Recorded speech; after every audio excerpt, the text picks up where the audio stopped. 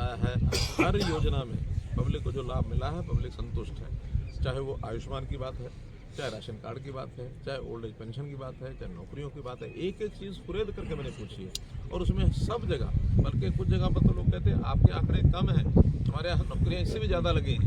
हमारे पास जो आंकड़े हैं वही बताएंगे, गलत आंकड़े बोलने का हमको अर्थ नहीं है, लेकिन सबको बराबर प्रॉपर लाभ उन चीज़ों का मिल रहा है, लोग संतुष्ट हैं। जहाँ तक ई टेंडरिंग का विषय है, आपने देखा है कि सब गाँव के लोग, और बल्कि जितने गांव में मैं गया हूं सब सरपंच इक्का दुक्का ने ये कहा कि मजबूरी में हम वहाँ चले गए थे उनके साथ, लेकिन अब उनके साथ हम नहीं हैं। हम अपने गांव का विकास चाहते हैं, जितना पैसा हमने भेजा वो सारा लगा चुके हैं।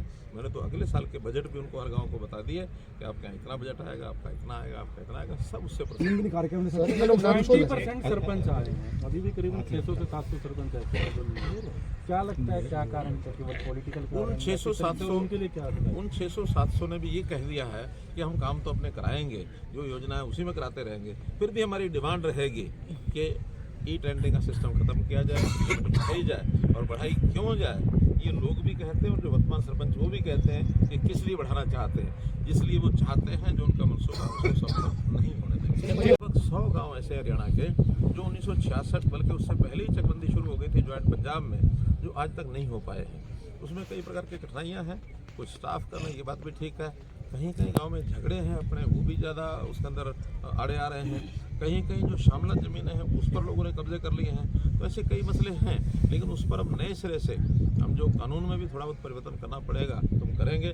लेकिन ये 100 गाँव की चकबंदी आने वाले 1 वर्ष के अंदर हम करेंगे, ऐसा मेरा विश्वास। वरना तो पीने का पानी पीने उन्होंने खुशी जताई है। वो कहते हैं कि हर महीने मुख्यमंत्री को यहाँ आना चाहिए। अब वो तो खुशी क्यों ना जताएं, खुशी जताएंगे क्योंकि मैं यहाँ आया हूँ और मैं बार बार आऊँगा तो उनको निश्चित रूप से उनको जो है दिन में तारे दिखाई देंगे और वो यहाँ से भागने की तैयारी अपना करेंगी।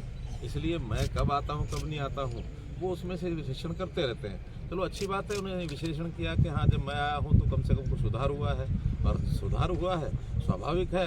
जितना ज़्यादा हम लोग जाएंगे करेंगे, हमारा प्रशासन भी उतना जागरूक होगा, अपना काम करेगा। हुड्डा ने कहा 4 लाख का हरियाणा पे कर्जा है और कर्जे की राशि। ये बात बहुत पुरानी हो चुकी है, विधानसभा में इसे उठ चुके हैं, उसका स्पष्टीकरण दे चुका हूँ।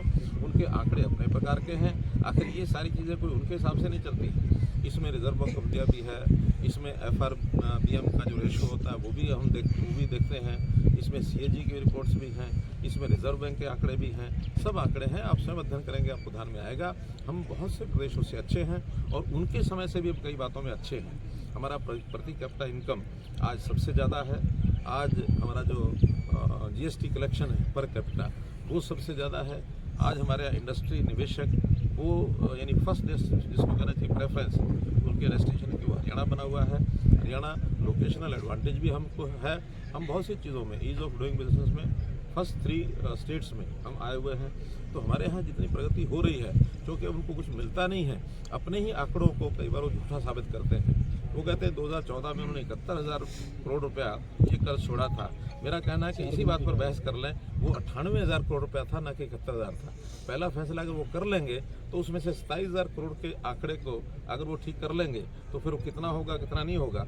हमारी अपनी जो SOTR है, स्टेट ओन टैक्स रेवेन्यू, वो लगातार बढ़ रहा है और उसके कारण से हमारे गाँव में शहरों में जो हम उसका परसेंटेज देते हैं वो कहीं ज़्यादा देते हैं। आज गांव में शहरों में विकास के नाते पैसा भेजने में कहीं कोई कमी नहीं है। इसलिए उनके चौके समय में GSDP वो जो स्टेट का था वो मात्र 3 लाख था। अब हमारे यहाँ अभी 8 साल के बाद वो GSDP लगभग 10 लाख करोड़ रुपए से आगे बढ़ गया। तो जो 3 लाख करोड़ से 10 लाख करोड़ रुपया बढ़ा है, अकॉर्डिंगली वो सबकी सारी सिस्टम बढ़ेंगे ही। उसमें से बजट भी हमारा बढ़ा है। उस समय का उनका बजट 60,000 करोड़ रुपया था, आज हमारा बजट 1,83,000 करोड़ रुपया है। तो ये सारे साइज जब बढ़ते हैं उसमें से हर चीज़ का ध्यान रखना चाहिए। इसलिए आंकड़ों में कहीं भी वो हमको उलझाएंगे, हम उलझने वाले भी नहीं हैं। देखिए अभी क्योंकि इस इलाके में पानी बहुत कम आता है, एक तो पानी की कमी है, दूसरा एक दूर दराज का एरिया है। तो जिन नहरों में या रजवाहों में अभी 7 दिन के बजाय 3 दिन पानी आता था, 7 दिन ही आना चाहिए था, उन्होंने आश्वस्त किया है कि इस बार से 7 दिन पूरे का पूरा चलेगा। उसका रोटेशन पानी की उपलब्धता के हिसाब से तय होगा कि उस पानी को 7 दिन से और ज़्यादा कितना बढ़ाया जा सकता है। अगर पानी ऐसी चीज़ है उपलब्ध होने पर ही आगे उस सप्लाई किया जा सकता है। अन्यथा पानी का और जो स्रोत हैं हमारे उनके ऊपर हम काम कर रहे हैं। जैसे पानी बढ़ेगा तब देंगे। हमने अपील की है कि पानी का उपयोग भी कम करें, खास करके मेरा पानी मेरी विरासत, धान की बिजाई कम करके और फसलों की बुआई करें। रिचार्जिंग वर्षा के दिनों में पानी का होकर के और ज़मीन में पानी जाना चाहिए।